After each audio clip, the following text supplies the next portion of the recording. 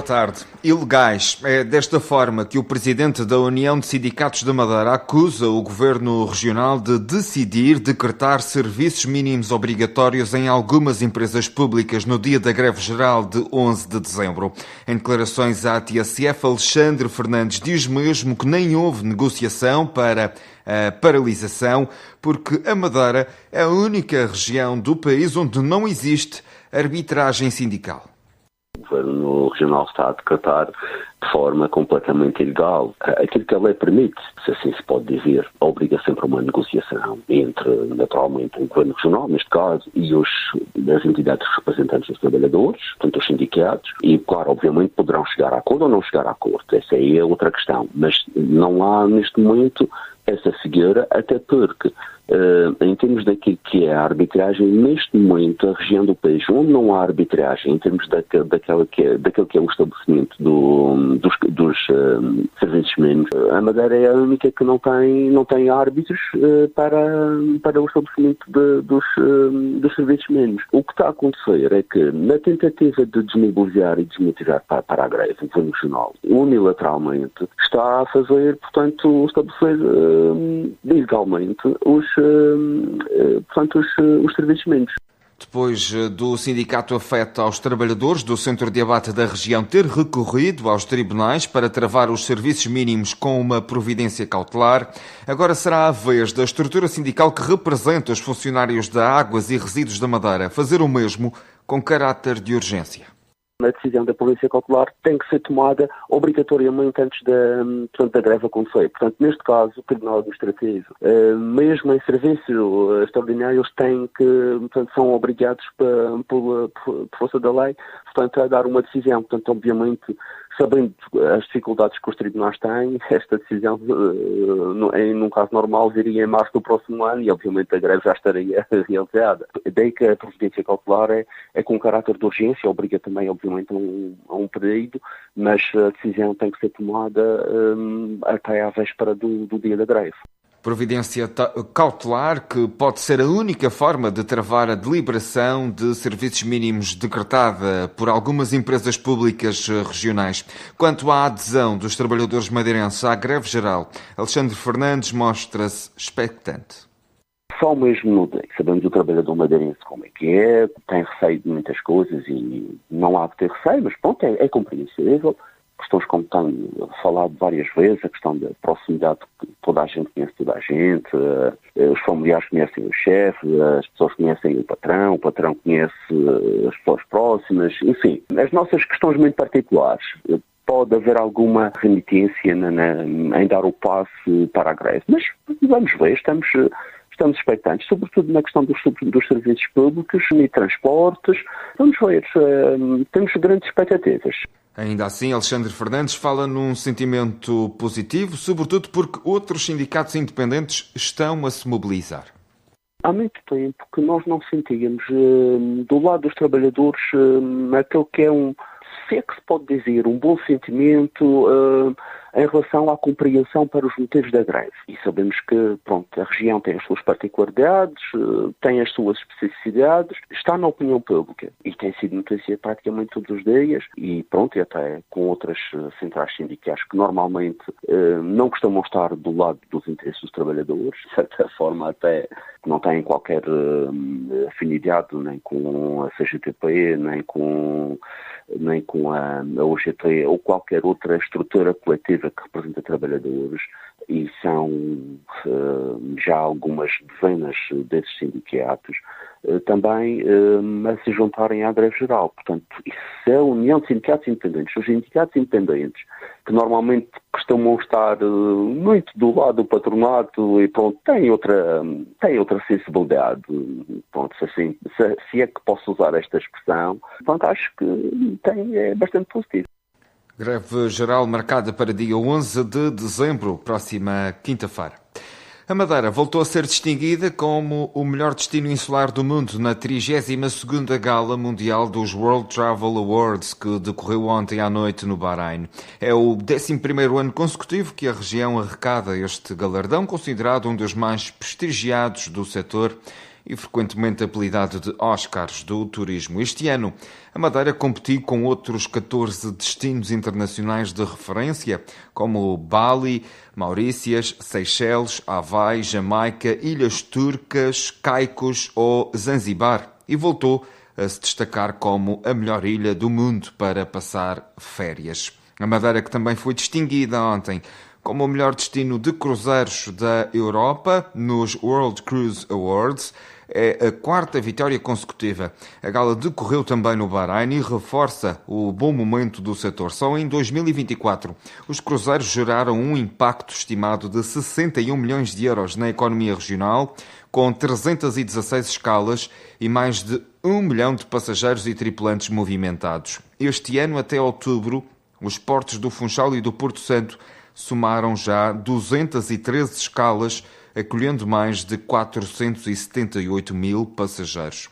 Criados em 2021, os World Cruise Awards são considerados os irmãos dos World Travel Awards, prémios em que a Madeira já soma 11 distinções como melhor destino insular da Europa.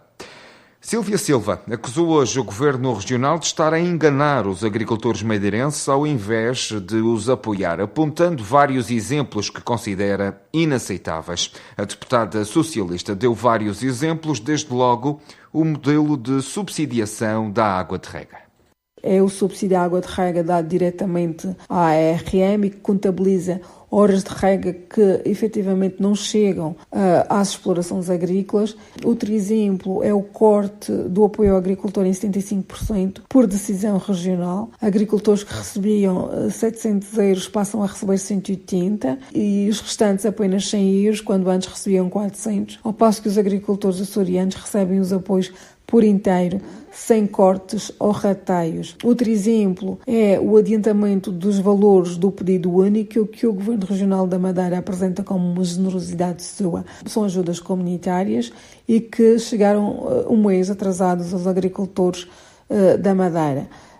Ainda outro exemplo é os apoios no âmbito do PEPAC para investimento nas explorações agrícolas, cujas candidaturas estão muito atrasadas na Madeira, porque o Governo Regional se recusa a usar a plataforma nacional, preferindo adquirir uma plataforma regional do valor de 1,5 milhões de euros, enquanto os agricultores açorianos podem já submeter as suas candidaturas aos investimentos nas explorações agrícolas a partir de 10 de dezembro. Na Madeira não existe sequer calendário para a abertura dos avisos. Nesse sentido, o grupo parlamentar do PS Madeira vai apresentar uma alteração ao Orçamento Regional para 2026 para obrigar o Governo a cobrir as insuficiências dos apoios à agricultura. O Governo Regional da Madeira engana os agricultores em vez de os apoiar, e o PS quer apresentar uma alteração ao Orçamento Regional para forçar o Governo a cobrir as insuficiências dos apoios comunitários para que os agricultores os possam receber na totalidade, sem cortes ou rateios. Atualmente, o Governo da Madeira utiliza os apoios à agricultura em investimentos públicos que pouco ou nada beneficiam a agricultura. O Governo Regional da Madeira corta os apoios, atrasa as candidaturas e culpa a Europa, culpa o Governo da República, quando na verdade a responsabilidade é integralmente da região, o que prova a desonestidade e a incompetência do Governo da Madeira para gerir os fundos comunitários. De acordo com a deputada, a alteração proposta pelos socialistas pretende ainda limitar 15% a utilização dos fundos disponíveis para a agricultura pelas entidades públicas. No desporto, o Marítimo venceu ontem o Torriense por 2-0 e somou a quinta vitória consecutiva, que já não acontecia há 26 anos. Triunfo que permite aos verde-rubros manter a liderança da segunda Liga em igualdade pontual com o Sporting B. Partida em que os insulares jogaram em superioridade numérica desde os 21 minutos do primeiro tempo, por expulsão do haitiano Dani Jean. Esta que é também a primeira vitória de Miguel Moita nos Barreiros diante dos seus adeptos. Agora, os maritimistas somam mais 3 pontos que o técnico de 42 anos considera muito importantes. Sim, vencer é sempre importante. Passamos por algumas dificuldades durante este jogo porque o Torriense dificultou bastante a tarefa. Mesmo quando ficaram reduzidos a 10, bateram-se muito bem. mas sim, de facto a nossa equipa continuou sempre com os pés bem assentes na terra, não deixou de atacar, apesar de haver ali um momento depois, no início da segunda parte, em que baixamos um pouco, que eu não queria que baixássemos, mas a equipa de facto baixou e sofremos ali alguns calafrios, mas depois voltamos novamente, mexemos na equipa e conseguimos uma vitória muito boa. É importante também agradecer aos adeptos que nos apoiam sempre nos momentos em que a equipa está mais em baixo e foi de facto muito bom, foi uma estreia muito boa aqui no Caldeirão para mim. 5 vitórias consecutivas no campeonato, com Miguel Moita a aproveitar o que de bom foi feito pelo antigo treinador. É uma herança boa, a equipa está com boas dinâmicas, eu já tinha referido isso, que tudo o que é de bom eu aproveito e depois é uma pincelada aqui e outra ali, pôr um pouco do meu cunho, mas sem alterar as coisas boas que a equipa tem. E lá está, esta capacidade, esta agressividade, a vontade de ter sempre a bola e de recuperá-la rapidamente faz parte do ADN da equipa e eu isso não vou querer mudar, porque eu acho também que uma equipa que quer andar nos lugares cimeiros tem que ter um pouco esta mentalidade, recuperar rápido, ter a bola, controlar o jogo, criar muitas situações de golo e vamos continuar com essa alma e com essa capacidade. Marítimo que venceu por 2-0 o Torriense com golos de Adrián Butzka e Rafael Guzo. Com este resultado, o Marítimo soma 29 pontos e mantém a liderança da segunda Liga em igualdade pontual com o Sporting B. Os Leões, no entanto, têm menos um jogo. Na próxima jornada, agendada para 14 de dezembro, o conjunto insular recebe nos Barreiros o Benfica B. Do lado do Nacional, os alvinegros estão sem vencer. Há 4 jogos na Primeira Liga e querem voltar aos triunfos. Na antevisão à partida da jornada frente ao Alverca, Tiago Margarido deixa bem vincado o desejo de conquistar os 3 pontos em semana de aniversário do clube. Faremos obviamente tudo por isso e acreditamos muito que o vamos conseguir. Pela frente, o treinador dos alvinegros conta com um adversário difícil. O Alverca é um projeto praticamente novo, porque fez uma equipa praticamente do zero. A verdade é que ao longo das jornadas já cimentaram bem o seu processo. É uma equipa que apresenta um bom futebol, com um bom treinador, com boas individualidades. Uma equipa que luta pelos mesmos objetivos que nós e está a fazer uma grande época perante a pontuação e a classificação que já tem neste momento. Tudo isso são indicadores que vai ser um jogo extremamente difícil. Mas como sempre, preparamos-nos em função daquilo que são as dificuldades que podemos ter pela frente, as variantes que o nosso adversário pode apresentar. Geralmente jogam num 3-4-3, mas podem também apresentar uma estrutura 3-5-2, com o Lincoln a baixar mais de extremo para terceiro médio. E também chegaram a apresentar uma dupla largura à esquerda, num 5-3-2, uma dupla largura à esquerda, contra o Rio Ave. Portanto, é uma equipa que apresenta algumas variações táticas, mas para as quais nós estamos extremamente bem preparados. Portanto, contamos obviamente com um jogo difícil.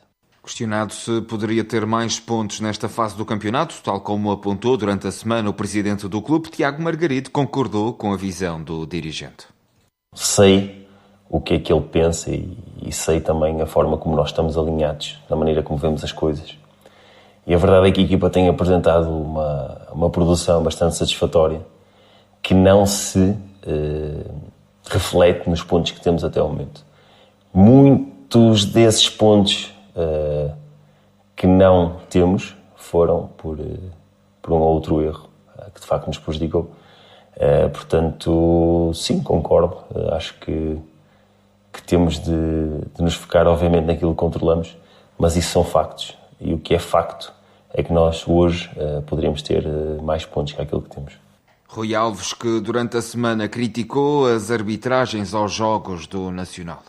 O comportamento da equipa tem sido muito superior à pontuação que tem e tem sido muito superior ao desempenho de alguns agentes do futebol. Não deixa de ser uma crítica aos profissionais da arbitragem que merecem o meu máximo de respeito, mas naturalmente que tenho de discordar daquilo que vem acontecendo esta época nos jogos do Nacional. Sobre o mercado de inverno, o presidente do Nacional não perspectiva qualquer entrada no plantel. Não precisa de qualquer retoque. Eu penso que o Nacional tem condições para chegar ao mercado de janeiro sem qualquer alteração. O mercado determina por vezes saídas, poderá acontecer, algum ajustamento mais para o lado da saída do que propriamente para a chegada de atletas. Estou muito satisfeito com o desempenho desportivo, como lhe digo. O Nacional poderia e deveria ter mais pontos do que tem a tabela classificativa, mas há coisas que não dependem dos nossos jogadores. Voltar à Europa continua a ser um objetivo. Neste ano um pouco mais comprometido do que esperaria no início da época, mas a médio prazo podemos pensar e sonhar com o regresso a uma competição europeia. Regressar às competições europeias, que continua a ser um objetivo para Rui Alves, mas para isso terá de vencer esta tarde o Alverca. Custódio, treinador dos ribatejanos, está consciente das dificuldades que os nacionalistas podem colocar à sua equipa. Vamos jogar contra uma boa equipa, uma equipa que acaba por ter uma dimensão física e acaba por colocar isso no jogo, ou em quase todos os jogos, e basta olhar para aquilo que foram os últimos jogos do Nacional. Depois uma equipa que tem um treinador que a par do Vasco, do Santa Clara, tem mais tempo num clube, ou seja, é um clube, um treinador que está bastante adaptado, a ideia está bastante assimilada, nota-se isso independentemente daquilo que são os resultados, nota-se que isso está naquilo que é a ideia de jogo e naquilo que é a equipa do Nacional. Por isso é um jogo muito difícil em casa perante os nossos adeptos, mas esperamos ser um Alverca competitivo e que quer ser competitivo e quer conquistar os 3 pontos. O Nacional, 13º classificado com 12 pontos, visita hoje o Alverca, que está acima na tabela com 14 pontos. O jogo tem início marcado para as 6 da tarde deste domingo. O Instituto Português do Mar e da Atmosfera colocou toda a região sob aviso amarelo nas próximas horas, devido à agitação marítima e à previsão de chuva forte. Na Costa Norte e no Porto Santo, o aviso de agitação marítima mantém-se até às 6 da tarde de terça-feira, com ondas de noroeste que podem atingir entre 4 a 4,5 metros. A partir das 6 da manhã e até ao meio-dia de terça-feira, toda a Madeira, Costa Norte, Costa Sul, Porto Santo e regiões montanhosas fica também sob aviso amarelo de precipitação, com chuva por vezes forte que pode ser acompanhada de trovoada. O IPMA recomenda especial atenção aos períodos da manhã, onde se prevê maior instabilidade atmosférica. Foram as notícias com o Ruben Santos. TSF Madeira, Rádio de Informação.